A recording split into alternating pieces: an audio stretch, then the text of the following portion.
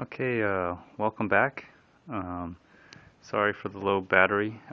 I'm charged up here, and I did work on this while the battery was charging, and I just want to kind of finish up on this to give you guys, the goods here.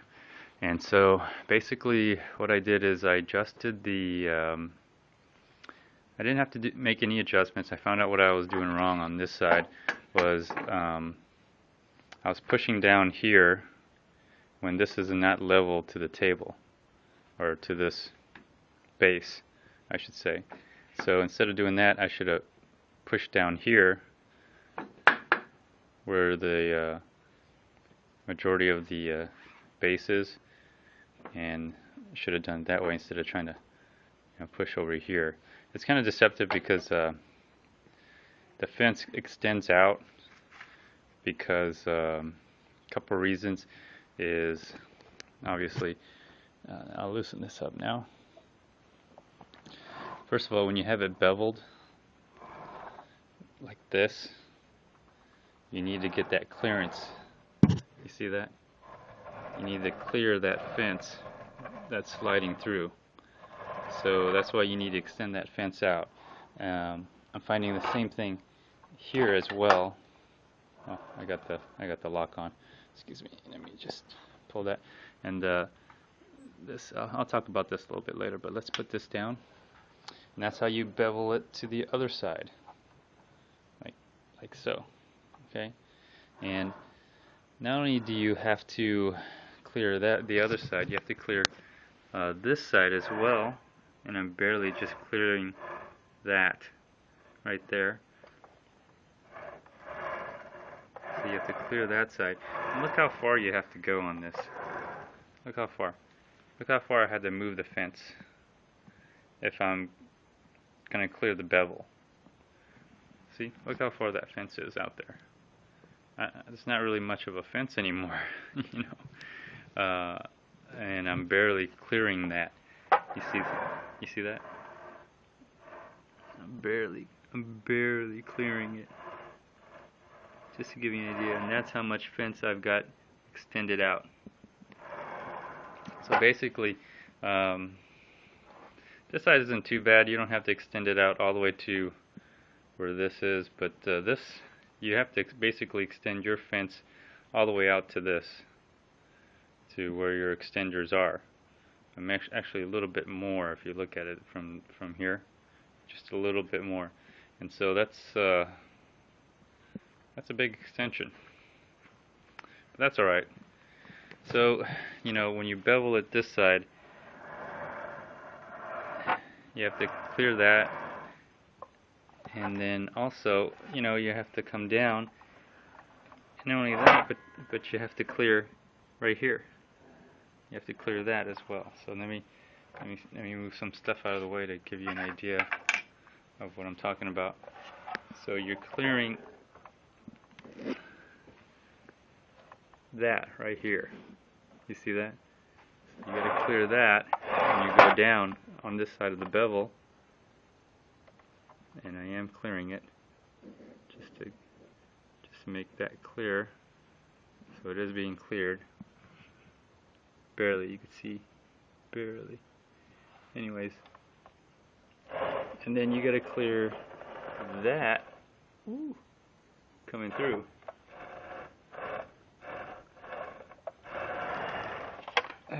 Okay, so I mean, you could put the fence all the way up here, and you don't. But if you forget and you turn this thing over, you're gonna hit this fence.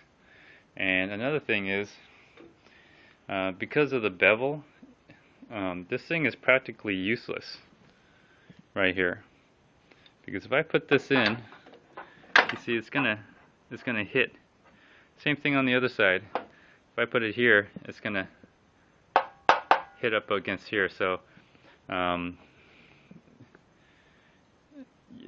you can still use it. It's just that if you forget about it and then you turn that and you try to bevel it 45 one or the other way, depending where this is, you're gonna hit into it, and you're not gonna realize it, and you're gonna wonder why you're not getting good straight cuts. So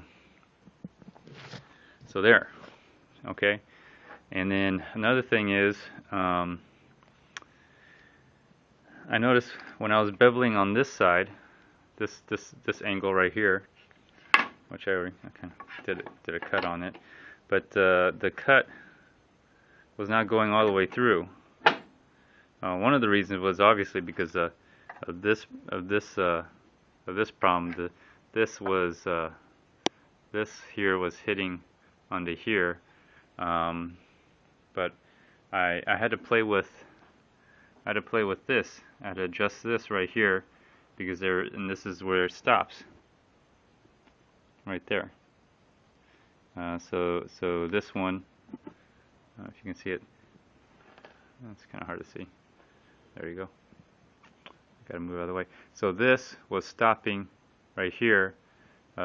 This, I don't know what it does, but there's just a hole right there. It just goes, seems like it goes through. But anyways, the tough part about this was that there is a nut, and then you got a hex screw, and you got to loosen the nut and turn the hex screw, and then tighten the nut to keep it in place, or it'll just move. So the problem is, and I will demonstrate to you as best as I can, was, you know, if you have a hex wrench, even if you had a hex wrench, this is still pretty tough to get through, because mainly this is in the way. So I don't know how you would try to, you know, see what I'm saying? And this is also in the way. So I don't know how you would try to get here, and it doesn't, you know, because you're at an angle, it still does not go through. So that was kind of a challenge. But you know, if you're creative, and you got to be creative, this comes off, and then I was able to simply do something like this, turn it by hand. At first I couldn't. I had to use a small wrench like this. Guess where I got this? Take a good guess. But anyways, and then I had to do something like, you know, be creative. Go in there like this. Of course I was on the other side here. Let's see if I can do this. So something like this. That's magnetic. Okay, there you go. Something like this. And then it was pretty tight, so I had to, actually I wasn't, I could be all the way up here on the top part, and then do it like that. So, and then I had to also turn the nut as well. So I had to, there we go. So I also had to loosen the nut, then loosen the screw to the point where it would cut all the way. The blade would go through the kerf, but not, you know, not hit this edge right here. You could, but I didn't want to. So I had to play around with that for a while, and then this thing doesn't, the second part of this thing really doesn't do much of anything. This thing right here, this piece doesn't really do much of anything, but it does get caught up in that hole right here. It does get caught up in here, so it kind of prevents it from, sometimes it gets caught up here and doesn't go all the way through. And on top of that, you have to do the same thing, except there's a little, I don't know what this is. Here, hold on. There we go. Right here, there's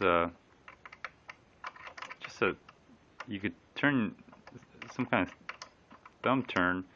It's not a thumb turn, but you could turn it with your thumb to lock it. So you got to loosen this and then adjust it and then tighten it. So Anyways, this is not the important piece. This one is right here. You had to really tighten this nut to keep it in place, or it would move on you. So I had to test it going on the left bevel and the right bevel, just to make sure that it went all the way through, and I did, and it's at the same time that it didn't cut through the kerf as well. As you see, there's no cut right there. So that was a challenge. But you know where to get these tools, right? You can get these tools at your favorite store. That's right. It's probably the same place I got these tools. So that was a challenge there. But you know, if you look at that fence, it's really out there. See, looks like this thing's gonna fly now, but it cuts really good though out of the box. I really didn't have to make that much adjustments. I didn't have to move the fence, and I still haven't figured out how to move the fence. There's nothing. Okay. There is a adjustment. There it is. Sorry. There it is. It's under there. So you'd have to take off this latch, quick release latch or lever, and then adjust it. And you only got two. So it's a one on this side, and then I believe the one on the other side as well. Yeah, there it is. There it is. You see it?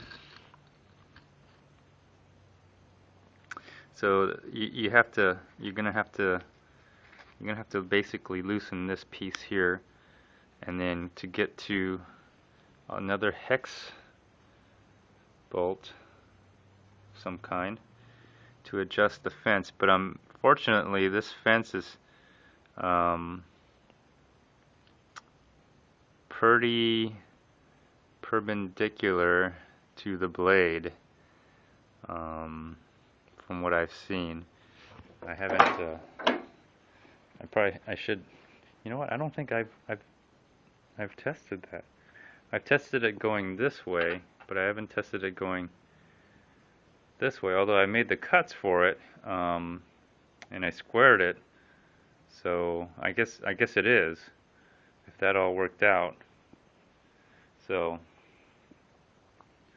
those were the challenges here. But at the same time, I didn't really have to adjust the fence. I didn't have to do a lot of things. I just had to overcome some minor problems with the motor. Although from what I understand, they moved the motor from here to there, I should say, and then, or I should say, moved it from. Well, I know they moved the motor somehow where you can now see from. You have this whole side clear, as well as this whole side clear to look at. I haven't seen the videos yet, but the laser looks like it's in the middle.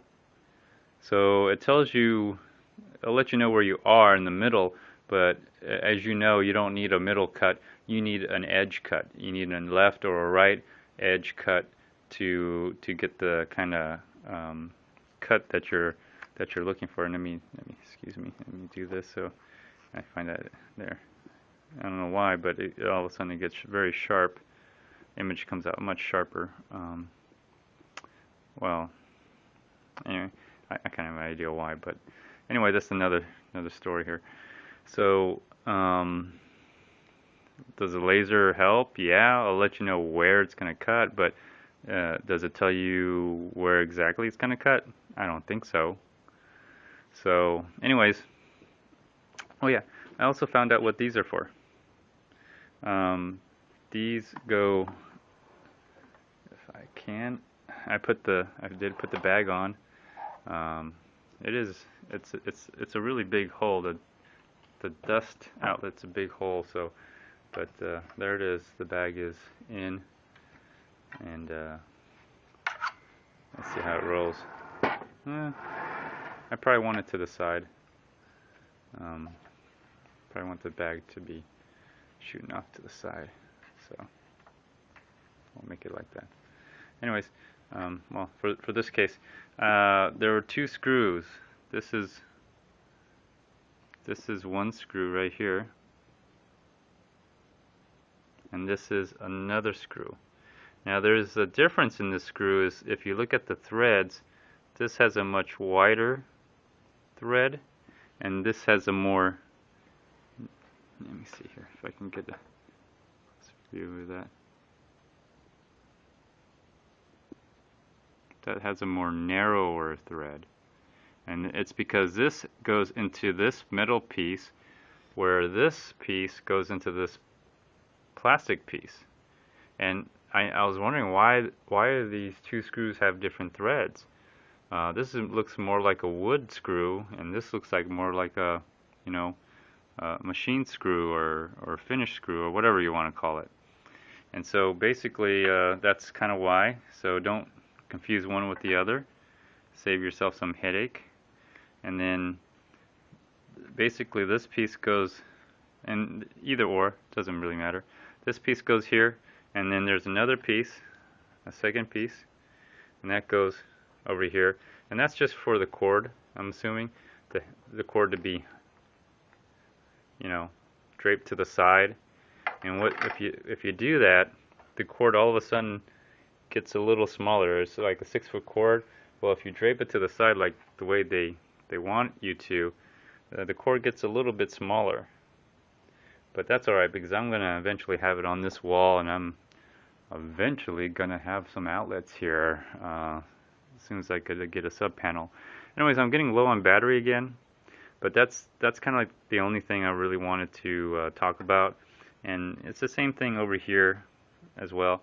When you adjust the bevel on the angles, you got a nut and then a bolt. So you have to loosen the nut to adjust the bolt with a hex wrench if you have one, and the same thing on the other side. And then you got to tighten it back up to keep them in place. So this part of it is a little bit. This part of it is a little bit was a little bit tougher in that regard, but at the same time it wasn't. I didn't have to spend the time to really adjust this. The fence on this is, like I said, the fence really comes out if you want it to be versatile. You can close this side up and just use it as like you would on a regular, just a compound miter saw. But this is a double bevel, so that's why you bought it. You want to use it that way, so you kind of have to have it that far out, just to give you an idea. But other than that, I mean, it's a pretty awesome. I'm actually very happy. I still give it a very excellent. Although Manuel really sucked at explaining anything, and if you ever get this, you'll see what I'm talking about. But hopefully you had a chance to see this and you didn't skip through too much.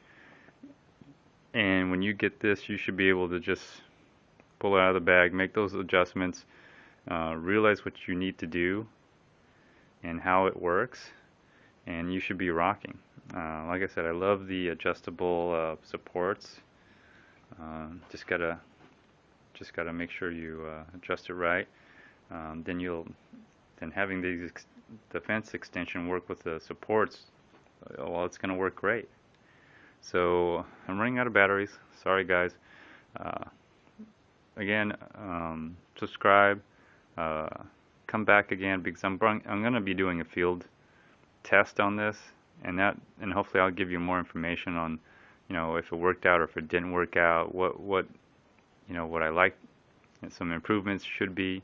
But overall, it's really great. I'm impressed with it. If you see my 10-inch miter saw, man, that makes it look like a little boy's toy. Compared to this, this is like a man's toy, so to speak.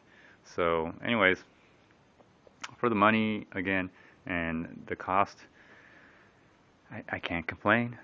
It's really hard for me to complain if you consider what you pay for this, and I like the color. The color scheme looks really good, the black and yellow instead of that red, maroon, whatever color. So anyways, hopefully this helped you guys out a lot and you benefited from this. If you need to, ask some questions, go ahead and comment, like, dislike, whatever. Feel free to do whatever you want. Anyways, tune in for the next episodes, and thanks for watching. Bye. To the other side, like so, okay? And not only do you have to clear the other side, you have to clear this side as well, and I'm barely just clearing that right there. So you have to clear that side. And look how far you have to go on this. Look how far. Look how far I had to move the fence if I'm going to clear the bevel. See? Look how far that fence is out there. It's not really much of a fence anymore, you know. And I'm barely clearing that. You see that? I'm barely clearing it. Just to give you an idea. Okay, welcome back.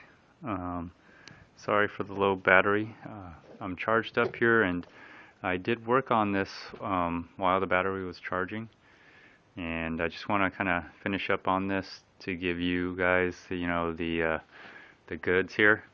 And so basically what I did is I adjusted the I didn't have to make any adjustments. I found out what I was doing wrong on this side was I was pushing down here when this is not level to the table, or to this base, I should say. So instead of doing that, I should have pushed down here where the majority of the base is, and should have done it that way instead of trying to push over here. It's kind of deceptive because the fence extends out because a couple of reasons is obviously I'll loosen this up now. First of all, when you have it beveled like this, you need to get that clearance. You see that? You need to clear that fence that's sliding through. So that's why you need to extend that fence out. I'm finding the same thing here as well. Oh, I got the lock on. Excuse me. Let me just pull that. And this I'll talk about this a little bit later. But let's put this down. And that's how you bevel it. So let me move some stuff out of the way to give you an idea of what I'm talking about. So you're clearing that right here. You see that? So you got to clear that, and you go down on this side of the bevel, and I am clearing it just to make that clear. So it is being cleared. Barely, you can see, barely. Anyways, and then you got to clear that coming through.